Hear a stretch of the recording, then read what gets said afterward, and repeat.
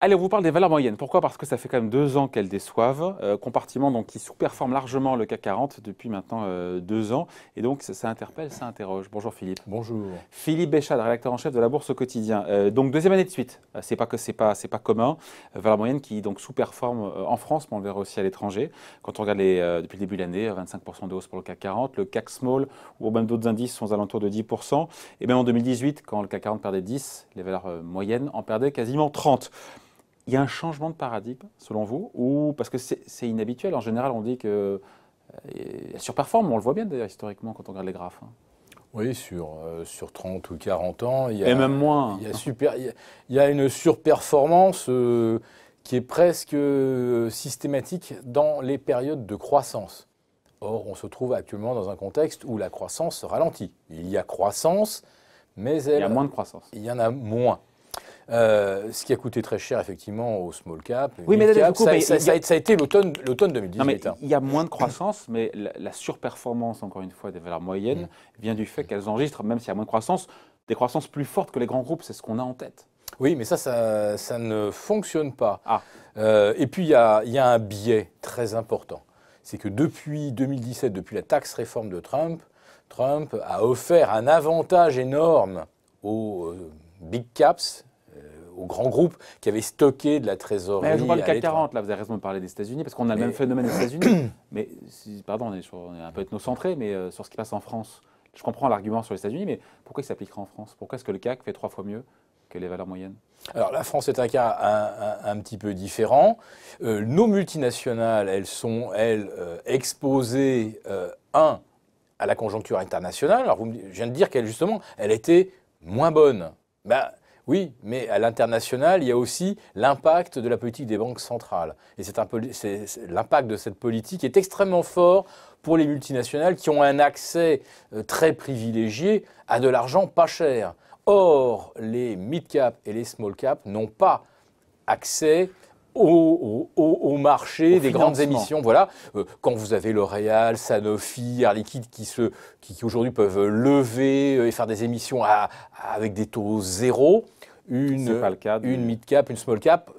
Alors, elle n'a pas forcément accès au marché parce que si vous faites une émission de moins de 20 ou 30 millions, évidemment, aucun institutionnel ne peut y souscrire. C'est beaucoup trop petit, c'est presque des pièces jaunes. Donc, quand on ne peut pas se tourner vers le marché, qui pourtant est avide de risques, avide de rendement, on est obligé de se tourner à ce moment-là vers le financement bancaire classique. Et là, les banques sont frileuses. Voilà, les banques sont frileuses. Et si on est une petite structure qui procède à des augmentations de capital régulières, à des émissions obligataires, là, les créanciers se montrent gourmands. Ouais. C'est-à-dire qu'on peut toujours, quand on est une petite boîte, une petite biotech, remettre 20, 30 millions, mais il faut payer 5, 6, 7%. Ouais. Les valeurs moyennes en termes de capitalisation boursière, en termes de poids boursier, ça correspond à quoi? Parce qu'on sait bien que le CAC 40, c'est au-delà de 10 milliards d'euros. Le SBF, c'est en gros, je ne suis pas un expert, entre 2 et 9, entre 2 et 10. Ouais, les valeurs moyennes, on est où sur les valeurs moyennes, qu'on comprenne bien de quelle entreprise on parle? En France, on va dire qu'une très grosse valeur moyenne qui pourrait accéder au SBF 120, c'est 1 milliard, c'est 1 milliard, voilà. Et la limite basse, c'est plutôt 300-400 millions. Quand on tombe en dessous de 300-400 millions... c'est du small, quoi. Ça devient vraiment du small. Hein. D'accord. Et donc est-ce que, je reviens à la première question, on a changé de paradigme cette sous-performance depuis 2 ans, elle s'explique par le ralentissement, encore une fois, mondial.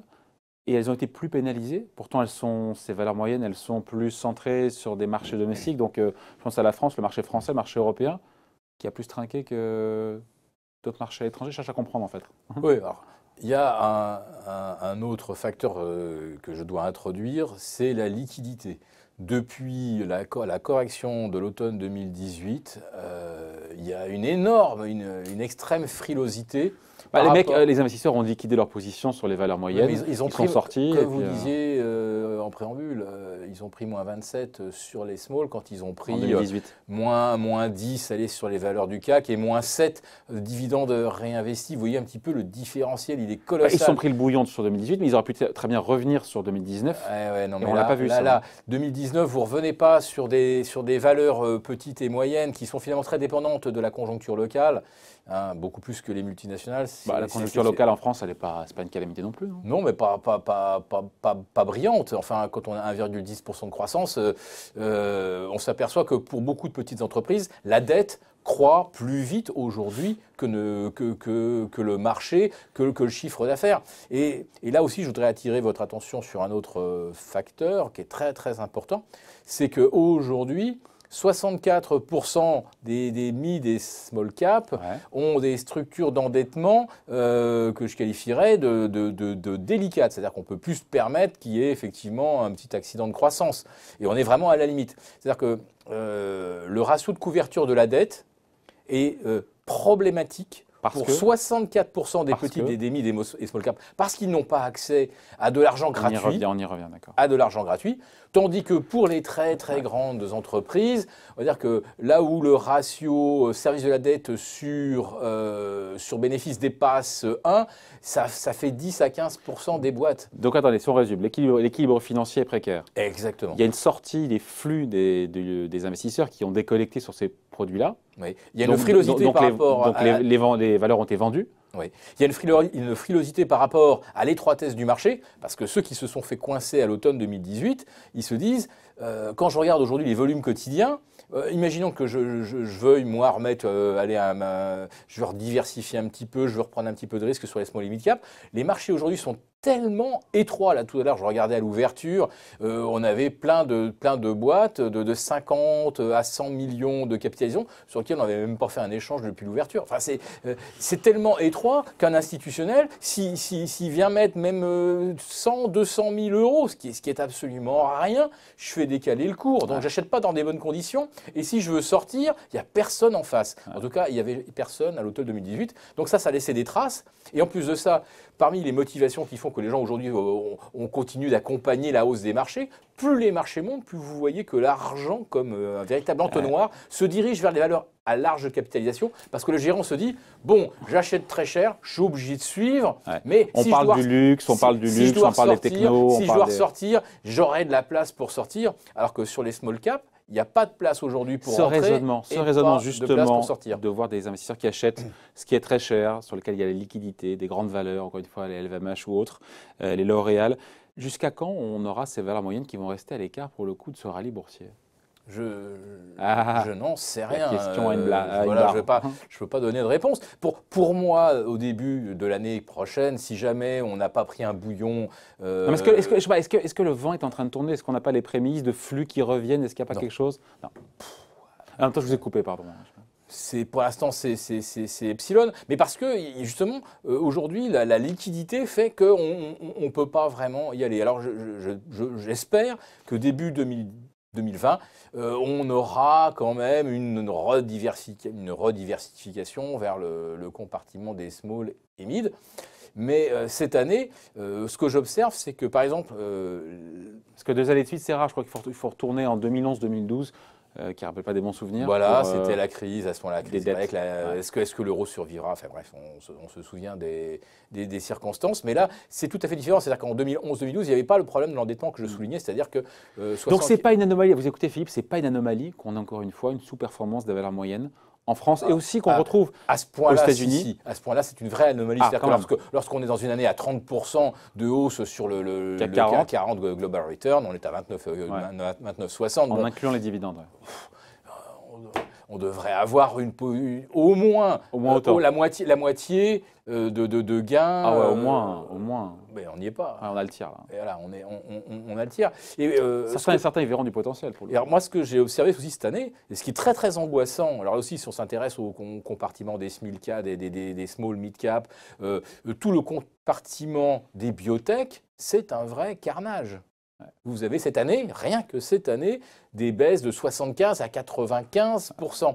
Et ce qui est plus angoissant, c'est qu'il n'y a pas, je n'ai pas identifié de situation de recovery. C'est-à-dire que ça s'était mal passé à l'automne 2018. Il y avait des mid-cap ou des small-cap qui avaient pris le bouillon. Et puis, on s'est aperçu qu'on avait jeté le bébé avec l'eau du bain. Et en 2019, bon, certes, le compartiment n'est pas aujourd'hui dans la priorité des investissements. Enfin, il y a quand même des dossiers sur lesquels on est revenu et qui avaient beaucoup perdu à l'automne 2018 et qui sont revenus dans la course cette année. Il n'y en a pas. C'est quand même là aussi, c'est très très bizarre. En 2013, vous aviez une très mauvaise année 2012 et en 2013, vous aviez la revanche des valeurs. Et là, on l'a pas. Et on n'a pas cette revanche. Et j'irai même plus loin. Quand vous avez des valeurs qui basculent dans ce qu'on appelle la catégorie des penny stocks, bon, c'est moins d'un euro et moins. Alors là, c'est assez facile parce que là, c'est un carnage cette année. C'est un carnage. Vous avez des valeurs qui perdent entre 85 et 99%. Je pourrais vous faire la liste, je l'ai là. Mais bon, les gens vont pouvoir la retrouver s'ils cherchent les pires performances. C'est un cauchemar. Et le problème, c'est que ce n'est pas seulement la catégorie des 1 euro à 0,05 centimes d'euros, ça touche aussi les 3 euros, les 2 euros. C'est-à-dire que toutes les valeurs qui basculent en fait sous les 5 euros, et beaucoup de biotech, etc., qui ont été récemment introduites, quand elles basculent sous les 3 euros, c'est une descente aux enfers. Ouais. Ça ne revient jamais. Qu'il y avait eu trop de dossiers délirants sur les biotech qui n'ont pas tenu qui ont levé de l'argent, qui n'ont pas tenu leur business plan. Et voilà, c'est une façon aussi de mettre un petit peu d'ordre là-dedans, non? De l'ordre, quand on lisait les business models et tout, c'était prometteur. Enfin, j'ai toute la liste des biotech qui ont été largement soutenus médiatiquement. Enfin, on en disait le plus grand bien. C'était vraiment. Dans les intros, d'ailleurs, dans les dernières intros, on voit juste aujourd'hui qu'il y a plus de dossiers diversifiés, plus de secteurs différents des biotech. Il n'y a plus d'appétit là pour les biotech. Ouais. Parce qu'aussi, les mecs, ils sont vaccinés en même temps. Voilà. Et là, le raisonnement consistant à se dire, je vais en acheter 10, je vais en acheter 15, et il y en aura bien une qui va sortir du lot. Là, actuellement, j'ai fait le point ce matin, la meilleure biotech cette année, elle fait plus 45. Vous en avez 10 qui font entre moins 85 et moins 95, ou moins 98. Donc là, il n'y a pas eu la biotech qui a fait 450. Qui fait plus 45? Ah attendez, j'ai mon... Attention, il va allumer son téléphone, il va faire son code. Voilà. Hybrigénique, plus 45,6. Eurobio scientifique, plus 34,5. Ouais, mais effectivement, il n'y a pas eu de performance à 3 chiffres. Non. Terradiag, plus 3,5. Ouf, on n'est pas passé dans le rouge. Et alors, en face, on a Biomup, moins 94, Biofitis, moins 90, Terranexus, moins 86. Au-delà des biotech, on finit là-dessus. Et par Neovax. Neovax, c'était on pensait qu'elle allait intégrer un jour le SBF 120. Moins 71. Voilà. Depuis le début de l'année. Farnext, moins 58. Au-delà des biotech, on finit là-dessus. Ce compartiment encore une fois des valeurs moyennes qui sous-performent depuis 2 ans. On se dit que c'est la fin, on voit le bout du tunnel, ou est-ce que ça peut encore se poursuivre?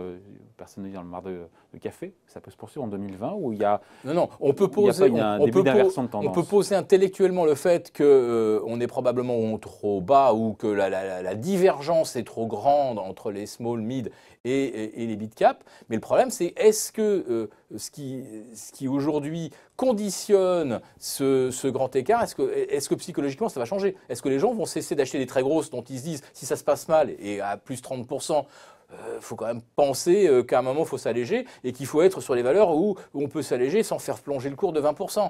Et voilà. Et cette année n'a fait que confirmer finalement des raisonnements dont on se disait justement en 2019, on va laisser tomber un petit peu de côté le suivi de tendance, on va être plus sélectif, on va faire du... là, on prend de l'aéronautique, du luxe. Voilà, du stock picking. Et cette année, je n'ai pas vu le stock picking et j'ai au contraire vu des dossiers en situation délicate poursuivre leur dégringolade. Donc c'est très très angoissant. C'est-à-dire que le problème c'est que si j'avais 50% de dégringolade et 50% parmi les small caps qui ont refusé à la hausse, je dirais là j'ai un argument quand même. Bon attendez, alors celles qui ont un mauvais business model, elles sont sanctionnées. Et voilà, et c'est le darwinisme capitalistique. Mais là, le problème, c'est que le darwinisme, là, je vois pas qu'est-ce qu'il y a une anomalie. Donc, il y a comme une anomalie. On finit là-dessus. Une anomalie qui révèle peut-être quelque chose de plus profond, voilà, et qui n'est pas que de la psychologie de l'investisseur. Je vous dis, les questions de l'endettement, pour moi, elle est centrale. La taxe réforme de Trump a donné un énorme avantage aux très très gros et pas aux petits. Et aujourd'hui, je vous dis, les petits, ils n'ont pratiquement plus accès ils n'ont pas accès au financement de marché. Pas Les cher. créanciers privés sont plus gourmands. Ils veulent, eux, une vraie rémunération du risque. Et le banquier qui leur prête veut aussi une vraie rémunération du risque. Alors vous avez des tas d'entreprises zombies à 3, 4, 5 milliards ou plus Qu'on finance pour pas cher. qui ont financé encore pour pas On cher. marche à l'envers là. Et Jusqu'à quand? La question c'est la jusqu'à question, quand? c'est jusqu'à quand? Allez, merci Philippe. Donc, merci donc pour ce point de vue. Signé Philippe Béchat, rédacteur en chef de la Bourse au quotidien. Merci Philippe.